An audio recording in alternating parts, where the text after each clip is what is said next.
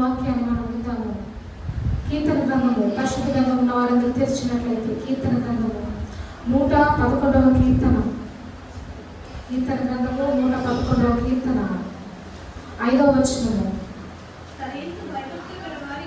తలెత్తు భయభక్తులు గల వారికి ఆయన ఆహారం ఇచ్చి ఉన్నాడు.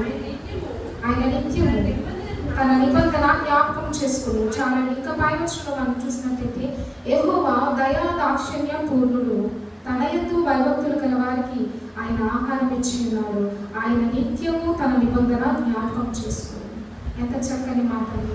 యెహోవా దయా దాక్షిణ్య పూర్ణుడు అని దేవుని వాక్యం సెలవిస్తుంది. ఉదయకాల సమయంలో పరిశుద్ధాత్మ దేవుడు తన సంఘంతో మాట్లాడుతూ ఉండగా ప్రతి ఒక్కరు కూడా దేవుని మాటను దయతో శ్రద్ధగా వినండి. ఎందుకంటే దేవుని మాట ఎప్పుడైతే మనము శ్రద్ధతో వింటామో, నీవు దేవుని మాట పైన ఉంచే ఆసక్తిని బట్టి, దేవుని పట్ల నువ్వు చూపించే ప్రేమను బట్టి ఆయన నీ పట్ల, నీ కుటుంబం పట్ల మేలును ఆశీర్వాదాలను మెండుగా కుమ్మరించేవాడే అన్నాడు. హల్లెలూయా, హల్లెలూయా. దేవుని వాక్యంలో మనం ఉంటున్నాము. యెహోవా దయా దాక్షిణ్య పూర్ణుడు అని దేవుని వాక్యం సెలవిస్తుంది. ఈ లోకంలో మనం చూస్తాము, ఎంతో మంది మన చుట్టూ ఉంటారు, కానీ ఎవరు కూడా మన శ్రమలో ఉన్నప్పుడు, ఇబ్బందిలో ఉన్నప్పుడు, కష్టంతో నలిగిపోతున్నప్పుడు మనల్ని ఎవరు కూడా పట్టించుకోరు, ఎవరు కూడా ఆదరించరు, చేరదీయరు, అయ్యో అని జాలి చూపించరు. కానీ దేవుని వాక్యం అంటుంది యెహోవా దయా దాక్షిణ్య పూర్ణుడు. పరలోకమందున్న యెహోవా ఆయన ప్రజల పట్ల దయ చూపించేవాడు. ఆయన దయ ఒక రోజు కాదు, ఒక సంవత్సరం కాదు, ప్రతి దినము, ప్రతి నిమిషము కూడా అది నిన్ను వెంబడించి ఉంటుంది, నిన్ను వెన్నంటే ఉంటుంది. హల్లెలూయా, హల్లెలూయా. ప్రజలు అనుకుంటూ ఉంటారు, అయ్యో నేను ఇబ్బందిలో నలిగిపోతున్నాను, ఈ కష్టం నన్ను విడిచిపోవటం లేదు, నా శ్రమ నన్ను చాలా కృంగదీస్తుంది, ఏంటి పరిస్థితి, ఎందుకు నాకు ఈ యొక్క భయంకరమైన స్థితి కలిగింది అని చెప్పి వేదనతో నలిగిపోతూ ఉంటారు. కానీ దేవుడు తన వాక్యంతో మాట్లాడుతున్నాడు కదా, యెహోవా దయా దాక్షిణ్య పూర్ణుడని వాక్యం చెప్తుంది. దేవుని దయ, దేవుని కనికరం లేకపోతే మనం ఏ ఒక్కరు కూడా జీవించలేము, ఏ ఒక్కరు కూడా ఒక్క దినం కాదు కదా, ఒక్క నిమిషం కూడా బ్రతకలేము. దేవుని వాక్యం అంటుంది యెహోవా దయా దాక్షిణ్య పూర్ణుడు. ఆయన ప్రజల పట్ల ఆయన దయ చూపించే దేవుడై ఉన్నాడు.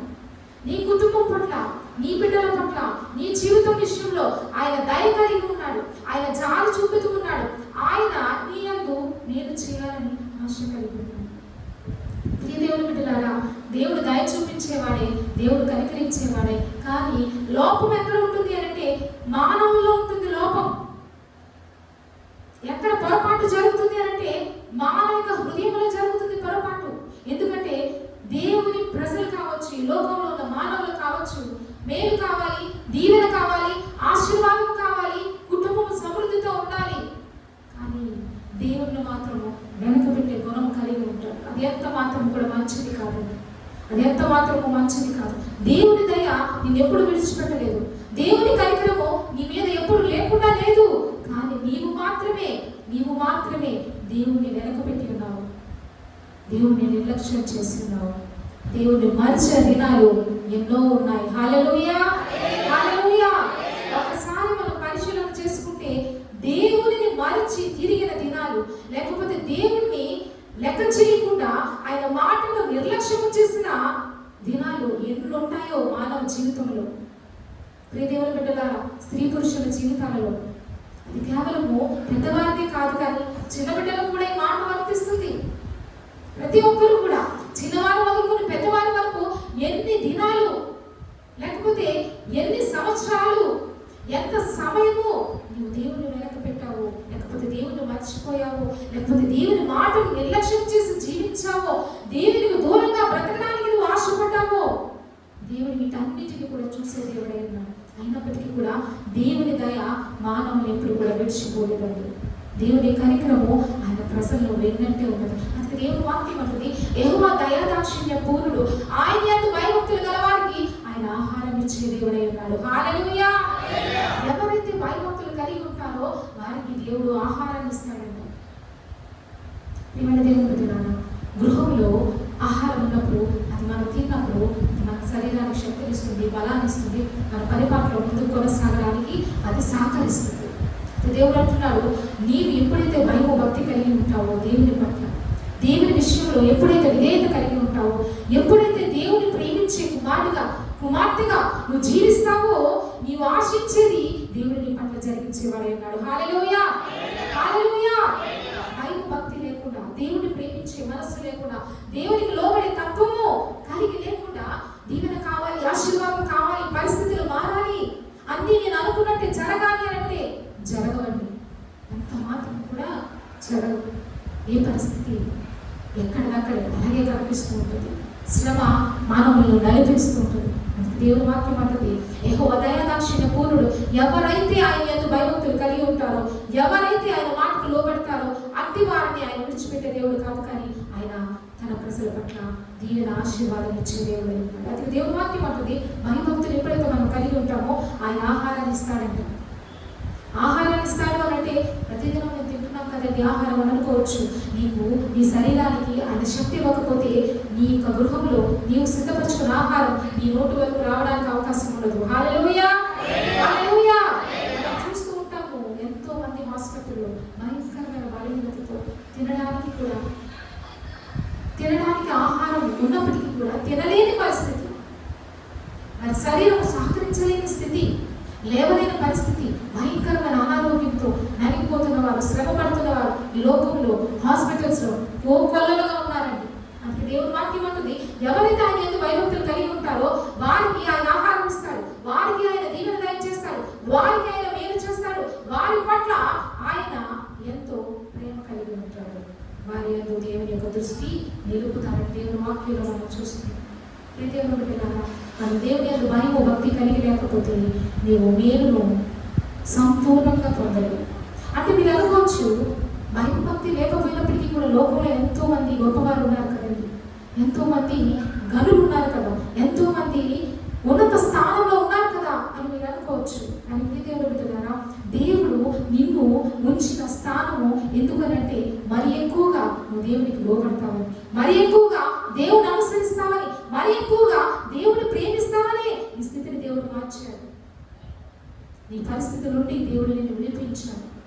నేను ఇంకా మెట్టు వెంబడి మెట్టు దేవుడు ఎక్కించే దేవుడు అన్నాడు. హల్లెలూయా, హల్లెలూయా. దేవుడు తన సంఘంతో మాట్లాడుతున్నాడు. దేవుని వాక్యంలో మనం వింటున్నాము, యెహోవా యందు భయభక్తులు గల వారికి ఆయన ఆహారం ఇస్తాడు. అంత మాత్రమే కాదు, కానీ ఆయన నిత్యము తన నిబంధన జ్ఞాపకం చేసుకునే దేవుడు అన్నాడు. తన ప్రజలకు దేవుడు ఏదైతే వాగ్దానం చేశాడో, తన ప్రజల పట్ల ఏ కార్యాన్ని అయితే చేస్తానన్నాడో, తన ప్రజలకు ఏదైతే ఇవ్వాలని దేవుడు ఆశ కలిగి ఉన్నాడో దానిని అంట ప్రతి దినము దేవుడు జ్ఞాపకం చేసుకుంటాడంట. హల్లెలూయా. మనం అనుకుంటాము, దేవుడు నాకు వాగ్దానం ఇచ్చాడు నా జీవితంలో, నా కుటుంబంలో, అది ఇంకా జరగలేదే, అది నేను ఇంకా చూడలేదే, అది నేను ఇంకా పొందుకోలేదే అని అనుకుంటారు. అంతంత మాత్రం భక్తి కలిగి, అంతంత మాత్రం ప్రార్థన కలిగి, అంతంత మాత్రం విశ్వాసము కలిగి. కానీ దేవుడు వాక్యం అంటుంది, ఆయన నిత్యము కూడా నీ పట్ల కలిగిన నిబంధనను జ్ఞాపకం చేసుకుంటున్నాడు. ప్రియ దేవుని బిడ్డ, నీకు ఇచ్చిన వాగ్దానము నెరవేర్చడానికి ఆయన చాలా సమీపంగా ఉన్నాడు నీకు. మరి నీవు దేవునికి ఎంత దగ్గరగా జీవిస్తున్నావు, దేవునికి ఎంత సమయాన్ని ఇస్తున్నావు, దేవుని ఎంత ప్రేమిస్తున్నావు, దేవుని మాటకి ఎంత లోబడుతున్నావు, లేకపోతే దేవునిలో నిన్ను నీవు ఏ విధంగా ఆయనకు సమీపంగా జీవించడానికి నీలో ఉన్న తప్పులను, పొరపాటును ఎంతవరకు సరి చేసుకుంటున్నావు దేవుడు అడుగుతున్నాడు. దేవుడు మనల్ని ప్రశ్నించేటప్పుడు, దేవుడు మనల్ని అడుగుతున్నప్పుడు మనము మౌనముగా ఉండిపోతాం. ఎందుకంటే అంతంత మాత్రము భక్తి, అంతంత మాత్రం ప్రార్థన, అంతంత మాత్రం విశ్వాసము ఎంత మాత్రము కూడా సంపూర్ణమైన ఆశీర్వాదాన్ని తీసుకురాలేదు. ఎందుకంటే దేవుని వాక్యం అంటుంది, ఆయన యందు పూర్ణ హృదయముతో ఎవరైతే భయభక్తులు కలిగి జీవిస్తారో అట్టి వారికి ఏ మేలు కొదువు లేకుండా చేసేవాడు మన దేవుడు. హల్లెలూయా, హల్లెలూయా. పరిశుద్ధాత్మ దేవుని ఉదయకాల సమయంలో తన సంఘంతో మాట్లాడుతూ ఉన్నాడు. నీవు సంపూర్ణమైన ఆశీర్వాదం పొందాలని ఆశపడుతున్నట్టయితే, నీ కుటుంబంలో ఉన్న పరిస్థితి మారాలని నువ్వు ఆశిస్తున్నట్టయితే, ఏదైతే నువ్వు దేవుని అడుగుతున్నావో అది నీ జీవితంలో నువ్వు పొందాలని నువ్వు అనుకుంటున్నట్టయితే, దేవుడు అంటున్నాడు కదా, పూర్ణ హృదయంతో భయభక్తులు కలిగి దేవుని ఆరాధన చేయి, దేవుని ఆరాధన చేయి. ఇంతవరకు నువ్వు కలిగి ఉన్నావంటే, ఇంతవరకు నువ్వు దీవించబడ్డావంటే, ఇంతవరకు కూడా దేవుని ద్వారా నువ్వు ప్రతిదాన్ని పొందుకున్నావు అంటే అది దేవుడు నీ యందు చూపించిన దయ, ఆయన నీ పట్ల చూపిస్తున్న కృప కనికరమే ఉన్నది. మానవుని గొప్పతనము ఏమాత్రం కాదండి. మానవుని గొప్పతనము ఏమాత్రము కాదు. దేవుని బిడ్డలారా, దేవుని వాక్యం ఉంటుంది, భక్తుడు అంటున్నాడు, అయ్యా మా స్వనీతి కార్యాలను బట్టి మేము దీవింపబడటం లేదు, కానీ కేవలం నీ కృప కనికరము చొప్పునే మేము అనుదినము కూడా నీ ఆశీర్వాదం పొందుకుంటున్నామని భక్తుడు అంటున్నాడు. దేవుని బిడ్డలారా, దేవునిలో మనం ఎప్పుడైతే భయభక్తి కలిగి ఉంటామో ఖచ్చితంగా అట్టి పిల్లలను, అట్టి వారిని దేవుడు ఎన్నడూ విడిచిపెట్టాడు. శ్రమ వస్తుంది, ఇబ్బంది వస్తుంది, అయినప్పటికీ కూడా నిన్ను దేవుడు విడిపించడానికి నీకు సమీపంగా ఉంటాడు. హల్లెలూయా, హల్లెలూయా. ఎందుకంటే మనం ఆరాధన చేసే దేవుడు గొప్ప దేవుడు, ఆయన నమ్మదగిన దేవుడు. ఈ లోకంలో ఎవరిని కూడా మనం నమ్మితే సహాయం కలుగుతుంది అని అనుకున్నట్టయితే అది భ్రమ. మానవుల ద్వారా వచ్చే సహాయం, మానవుల ద్వారా వచ్చే మేలు అది ఎంత మాత్రం కూడా సంపూర్ణమైనది కాదండి. కానీ యేసుక్రీస్తు ద్వారా వచ్చే ఆశీర్వాదము అది కుటుంబాలను మేలైన స్థానంలోనికి నడిపిస్తుంది, ప్రజల జీవితాలలో శాంతిని, సమాధానాన్ని ఇచ్చేదిగా ఉంది. అందుకే దేవుడు అంటున్నాడు, ఆయన దయ, ఆయన కనికరము ఆయన పిల్లల పట్ల ఆయన చూపిస్తున్నాడు. దేవుని సంగమా, దేవుని ఆశీర్వాదాలను పొందుకున్నావనంటే అది నీ గొప్పతనం కాదు. దేవుడు నిన్ను దీవిస్తున్నాడు అంటే అది నీ యొక్క శక్తి, సామర్థ్యం ఎంత మాత్రము కాదు, కానీ ఆయన కనికరము, ఆయన కృప నీ యందు ఉంచి నీకు ఇచ్చిన వాగ్దానాన్ని ఆయన నిత్యము జ్ఞాపకం చేసుకుంటున్నాడు. మరి నీవేం చేస్తున్నావు అని దేవుడు అడుగుతున్నాడు. నీ పట్ల మేలు చేస్తానని వాగ్దానం చేసిన దేవుడు మాట్లాడుతున్నాడు. ఆయన నిత్యము కూడా ఆయన వాక్యంలో మనం చూస్తున్నాం, దేవుని వాక్యంలో మనం చూస్తున్నాం కదా, నిత్యము ఆయన నిబంధన జ్ఞాపకం చేసుకుంటున్నాడు. దేవుని లేఖనం సెలవిస్తుంది. దేవుని వాగ్దానాన్ని ఆయన ప్రతి నిత్యం కూడా ప్రజల పట్ల జరిగించాలని ఆయన ఎదురు చూస్తూ ఉన్నాడు. దేవుని సంగమా, దేవుడు అడుగుతున్నాడు, దేవుడు నిన్ను జ్ఞాపకం చేసుకుంటున్నాడు. మరి నీవు దేవుడిని ఎంతగా సంతోషపెట్టే బిడ్డగా ఉన్నావు, ఎంతగా దేవునికి లోబడి కుమార్తెగా ఉన్నావు, దేవుడు నిన్ను అడుగుతున్నాడు. అంతంత మాత్రం భక్తి కలిగి ఉంటే నువ్వు సంపూర్ణమైన ఆశీర్వాదం పొందుకోలేవు. దేవుని పొందుతున్నావు, ఆశీర్వాదం పొందుతున్నావు అని అంటే అది కేవలం దేవుని కృప కనికరం మాత్రమే. ఇంకా సంపూర్ణమైన భక్తిలోనికి నువ్వు అడుగు పెట్టినట్టయితే దేవుని నుండి వచ్చే ఆశీర్వాదం ఎలా ఉంటుందంటే కొలత లేనిదిగా ఉంటుంది. హల్లెలూయా, హల్లెలూయా. కొలత లేని ఆశీర్వాదం వచ్చేవాడు యేసుక్రీస్తు ప్రభు మాత్రమే. లోకంలో మనం చూస్తాము, ఏ వస్తువులను మనం కొనేటప్పుడు దానికి ఒక కొలమానం అనేది ఈ భూమి మీద పాటిస్తూ ఉంటారు మానవులు. కానీ పరలోకపు తండ్రికి ఒక కొలమానం అనేది లేదని. నిన్ను దీవించాలి, నిన్ను తృప్తిపరచాలి, నీకు మేలును కలిగించాలి, నీ ప్రతి పరిస్థితిని మార్చాలని దేవుడు ప్రతిదినము కూడా ఆయన ఇచ్చిన వాగ్దానాన్ని జ్ఞాపకం చేసుకుంటున్నాడు. ఆయన చేతికి కొలత అనేదే లేదు, కొలత లేదు దేవుని చేతికి. సమృద్ధిగా ఇవ్వాలని దేవుడు ఆశపడుతున్నాడు. అయితే నీవు ఎటు రీతిగా ఉన్నావు? ఉదయకాల సమయంలో దేవుడు అడుగుతున్నాడు, పరిపూర్ణమైన భక్తి కలిగి ఉన్నావా? పరిపూర్ణమైన భయం దేవుని పట్ల కలిగి ఉన్నావా? పరిపూర్ణంగా దేవుని మాటకు లోబడుతున్నావా? పరిపూర్ణంగా ఏదైతే దేవుడు నీకు చేయమని చెప్తున్నాడో దాన్ని నువ్వు చేస్తున్నావా? దేవుడు అడుగుతున్నాడు. ఒకవేళ అటు రీతిగా లేని పక్షాన ఈ క్షణమైందైనా మార్పు చెందాలి, మార్పులోనికి రావాలి, సరిచేయబడాలి. ఎప్పుడైతే అటు రీతిగా దేవుని ప్రజలు తాము తగ్గించుకుని దేవుళ్ళు సరిచేయబడిన వారే బ్రతుకుతారో దేవుడు ఖచ్చితంగా వారి పట్ల మేలు జరిగించేవాడు. చూడండి, యెషయా గ్రంథంలో దేవుని వాక్యం ఏం సెలవిస్తుందో. యెషయా గ్రంథము 61వ అధ్యాయము, యెషయా గ్రంథము 61వ అధ్యాయం 7వ వచనం. మీ అవమానములకు ప్రతిగా రెట్టింపు ఘనత ఉంటుంది, నిందకు ప్రతిగా తాము పొందిన భాగమును అనుభవించారు. చాలా ఇక్కడ దేవుని వాక్యంలో మనం చూస్తున్నాం, మీ అవమానములకు ప్రతిగా రెట్టింపు ఘనత పొందుతురు. దేవుని వాక్యం సెలవిస్తుంది. ఒకవేళ నీవు నీ చుట్టూ ఉన్న పరిస్థితులను చూస్తూ అనేక మంది నిన్ను హేళన చేస్తూ ఉండవచ్చు, అనేక మంది నిన్ను నిందిస్తూ ఉండవచ్చు, అనేక మంది నిన్ను గాయపరుస్తూ ఉండవచ్చు, అనేక మంది నిన్ను చాలా చులకనగా చూస్తూ ఉండవచ్చు. దేవుని వాక్యం అంటుంది, నీ పరిస్థితిని బట్టి బాధపడవద్దు. ఏదైతే అవమానం నువ్వు అనుభవిస్తున్నావో, ఏదైతే నింద నీ మీద మోపబడి ఉన్నదో దేవుడు అంటున్నాడు, నిందకు రెట్టింపైన ఆశీర్వాదాన్ని ఇస్తానంటున్నాడు. హల్లెలూయా.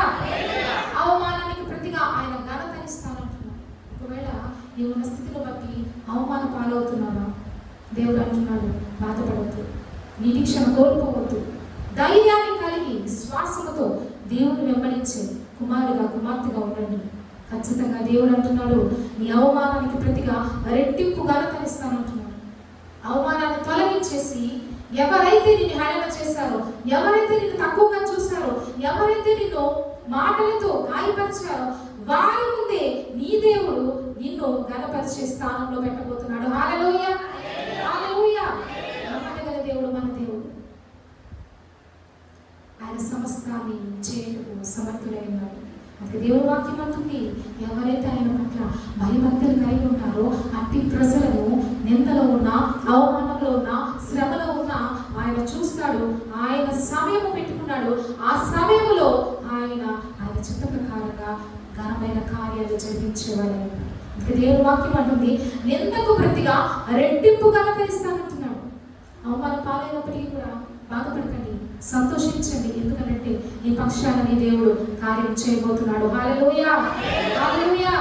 ఒకవేళ నిందలు పాలవుతున్నట్టయితే, నిన్ను ప్రేమించి, నిన్ను అభిమానించి, నీతో కలిసిన వారే ఇప్పుడు నిన్ను మాటలతో గాయపరుస్తున్నప్పటికీ బాధపడవద్దు, ఎంత మాత్రం కూడా దుఃఖించవద్దు. దేవుని వాక్యం అంటుంది, ఏదైతే నింద, ఏదైతే అవమానం నీ జీవితంలో అనుభవిస్తున్నావో దానికి రెట్టింపైన ఘనత దేవుడు ఇవ్వబోతున్నాడు. దాన్ని సొంతం చేసుకోవాలి అంటే దేవుని పిల్లలు భయభక్తులు కలిగి జీవించాలి. దేవుని ఎంతో భయము భక్తి కలిగి ఉన్నప్పుడు దేవుడిని విడిచిపెట్టకుండా నీ హృదయము దేవుని ప్రేమించేదిగా, దేవునితో పెనవేయబడిన బిడ్డగా నువ్వు బ్రతకాలి.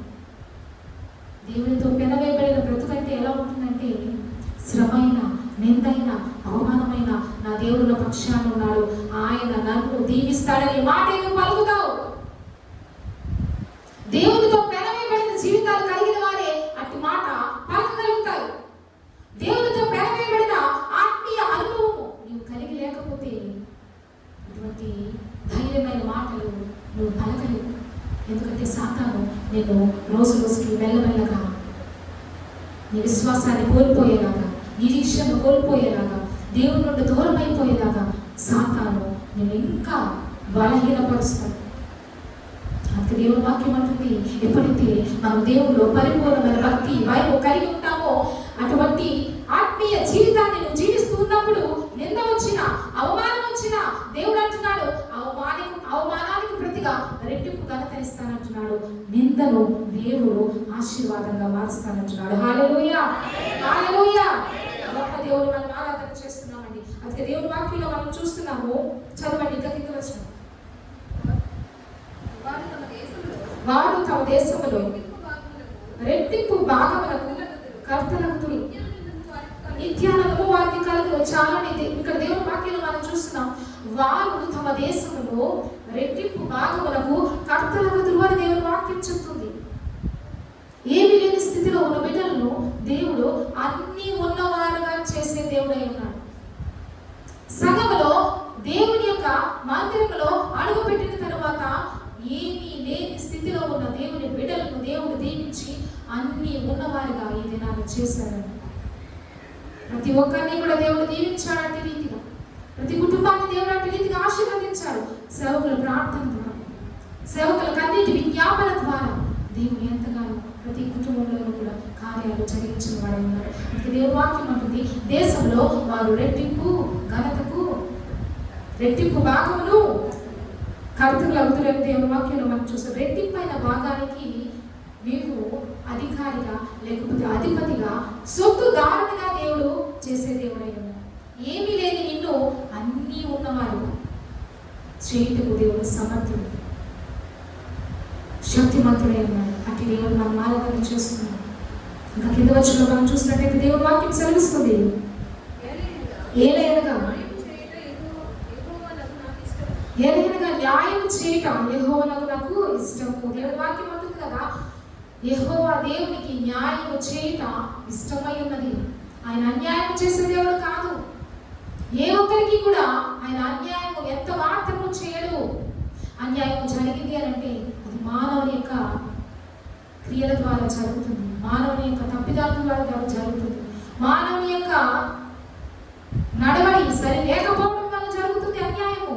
అంతేకాని దేవుడు మాత్రం అన్యాయము చేసే దేవుడు కాదు. అందుకే దేవుని వాక్యాలు మనం చూస్తున్నాము, నింద అవమానాన్ని ఆయన తొలగించి రెట్టింపు ఆశీర్వాదానికి కర్తలుగా ఆయన ప్రజలను దేవుడు చేసే దేవుడు అయి ఉన్నాడు. ప్రియమైన దేవుడు వింటున్నారా? ఉదయకాల సమయంలో దేవుడు మాట్లాడుతున్నాడు. ఒకవేళ దేవుడు మందిరానికి వచ్చింది నీ హృదయంలో వేదన, దుఃఖము, కన్నీరు నింపబడే వ్యక్తిగా నీవు వచ్చినట్లయితే దేవుడు అంటున్నాడు, ఖచ్చితంగా నీ పరిస్థితిని ఆయన మారుస్తానంటున్నాడు. హల్లెలూయా, హల్లెలూయా.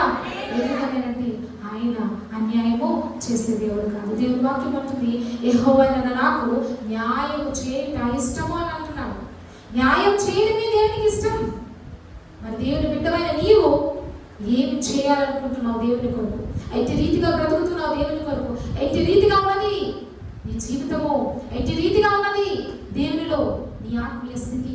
దేవుడు అడుగుతున్నాడు. ప్రియమైన దేవుని బిడ్డలారా, ఎటువంటి పరిస్థితి అయినప్పటికీ కూడా మనము దేవుడిని అనుసరించే వారంగా ఉండాలి, దేవుడిని వెంబడించే వారంగా ఉండాలి. పూర్ణ హృదయంతో, పూర్ణ ఆత్మతో. ఎప్పుడైతే నువ్వు దేవుడిని ప్రేమిస్తూ దేవుని వెతికే కుమార్తెగా ఉంటావో దేవుడు నిన్ను విడిచిపెట్టడు. నీ ప్రతి పరిస్థితిని ఆయన సరిచేసే దేవుడు. ఒకవేళ ఆర్థిక ఇబ్బందులతో సతమతమతో అవుతున్నప్పటికీ, అప్పులు భారం కలిగి ఉన్నప్పటికీ దేవుడు దాన్ని విడిపిస్తానంటున్నాడు. దేవుడు దాని నుండి నిన్ను మళ్ళీ నెమ్మదిలోనికి నడిపిస్తానంటున్నాడు. ఎందుకంటే ఆయన అన్యాయం చేసే దేవుడు కాదు. హల్లెలూయా, హల్లెలూయా. మనుషులు అన్యాయం చేస్తారు కానీ దేవుడు అన్యాయం చేయడు. నమ్మండి దేవుని వాక్యాన్ని. ఎవరైతే దేవుని పట్ల భయభక్తులు కలిగి జీవిస్తారో ఖచ్చితంగా దేవుడు వారి భక్తిని బట్టి, దేవుని పట్ల వారి కలిగి ఉన్న భయాన్ని బట్టి ఆయన మేలు చేయడానికి సమర్థులు, శక్తివంతులు. అందుకే దేవుని వాక్యం అంటుంది, ఎవరైతే ఆయనను ప్రేమిస్తారో వారికి ఆయన ఆహారం ఇచ్చే దేవుడు, దీవెనిచ్చే దేవుడు, సమృద్ధినిచ్చే దేవుడు, ప్రతి పరిస్థితి నుంచి కూడా ఆయన విడిపించి ఆశీర్వాదాన్ని ఇచ్చే దేవుడు. అంత గొప్ప దేవుడు మనం ఆరాధన చేస్తూ ఉండగా ఈ ఉదయకాల సమయంలో దేవుని వాక్కుతో దేవుడు నీతో మాట్లాడి ఉండగా, ఒకవేళ ఇంకా ఎవరైనా సరే దేవునిలో వెనకబడిన స్థితిలో ఉన్నట్టయితే దేవుడు నీతో మాట్లాడుతున్నాడు. వెనకబడిపోకండి, దేవునిలో విశ్వాసంలో వెనకబడకండి, ప్రార్థన చింతలో వెనకబడకండి, దేవుని పైన ఆధారపడటంలో వెనకబడకండి. నువ్వు వెనకబడినట్టయితే సాతాను ఇంకొక 10 అడుగులు నిన్ను వెనకలాగుతాడు. అలా వెనక్కి వెనక్కి వెనక్కి వెనక్కి వెళ్ళడము అది సాతానికి ఇష్టం, కానీ దేవుడికి ఎంత మాత్రం కూడా ఇష్టమైనది కాదు. దేవుడు పిల్లలు, దేవుని వాక్యంలో మనం వింటున్నాము, చదువుతున్నాము. ఆయన అన్యాయం చేసే దేవుడు కాదు. ఖచ్చితంగా ఆయన నిన్ను దర్శిస్తాడు, నీ పరిస్థితిని మారుస్తాడు. ఆయన పట్ల నీవు భక్తిని, భయాన్ని కలిగి ఉండాలని దేవుడు కోరుతున్నాడు. ఏదైతే నీ హృదయంలో దేవుడికి ఇష్టం లేని నువ్వు పెట్టుకున్నావో, నీ కుటుంబంలో ఉన్నదో దాన్ని విడిచిపెట్టాలి, దాన్ని సరి చేసుకోవాలి.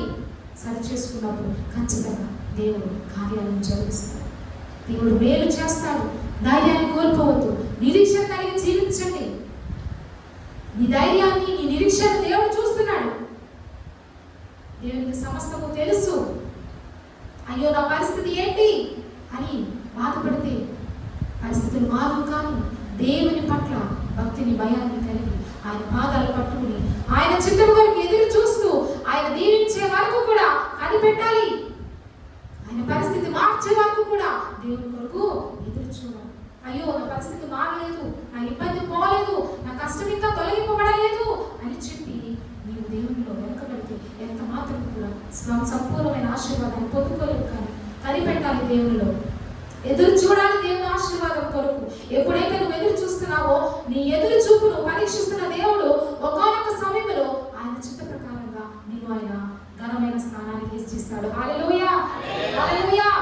పరిస్థితిని మారుస్తాడు. ఎందుకంటే నమ్మకత్వాన్ని కోల్పోకుండా, నిరీక్షణ కోల్పోకుండా, ప్రార్థనను విడిచిపెట్టకుండా, దేవునికి లోబడుతూ ప్రతి విషయమందును కూడా దేవునికి విధేయురాలుగా జీవించినట్లయితే ఆయన సమయంలో ఎదురు చూస్తున్న బిడ్డల్లో ఆయన విడిచిపెట్టడు. కానీ నీ ఎదురు చూపును ఆయన పరీక్షిస్తున్నాడు. ఆ పరీక్షలో నువ్వు నిలబడతావు. భయాన్ని, భక్తిని కలిగి ఉంటే ఆ పరీక్షలో నువ్వు నిలబడతావు. దేవుని ప్రేమించే మనస్సులో నువ్వు కోల్పోకుండా ఉంది. ఖచ్చితంగా దేవుడు ఆ పరీక్షలో నీకు విజయాన్ని ఇస్తాడు.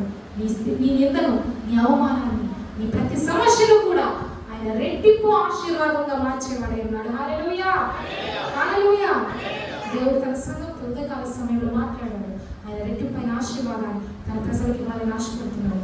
కావున ప్రతి ఒక్కరు కూడా రెట్టింపు రెట్టింపైన ఆశీర్వాదాలను పొందుకోవాలంటే దేవునిలో నీవు సరి చేసుకో. దేవుని మాటకు లోబడు. దేవుని ప్రేమించే హృదయం కలిగి ఉండు. ఏ విషయంలోనూ కూడా దేవునిలో తొట్టిల్లిపోవద్దు. ఏ విషయంలోనూ కూడా దేవునికి దూరమై బ్రతకకండి. దేవుని సమీపముగా మీరు ఉంచుకుని దేవుని యొక్క సహవాసంలో బిడ్డలు ఎప్పుడైతే ఉంటారో ఆయన నిన్ను విడిచిపెట్టడు. మొదట మనం చూస్తున్నాము, యెహోవా దయాదాక్షిణ్యం పూర్ణుడని దేవుని వాక్యం చెప్తున్న రీతిగా ఆయన దయ, ఆయన కనికరం నీ వెంటే ఉన్నది. భయపడద్దు, దిగులు పడద్దు. ఆయన నీకు సహాయం చేయడానికి నీకు సమీపంగా ఉన్నాడు.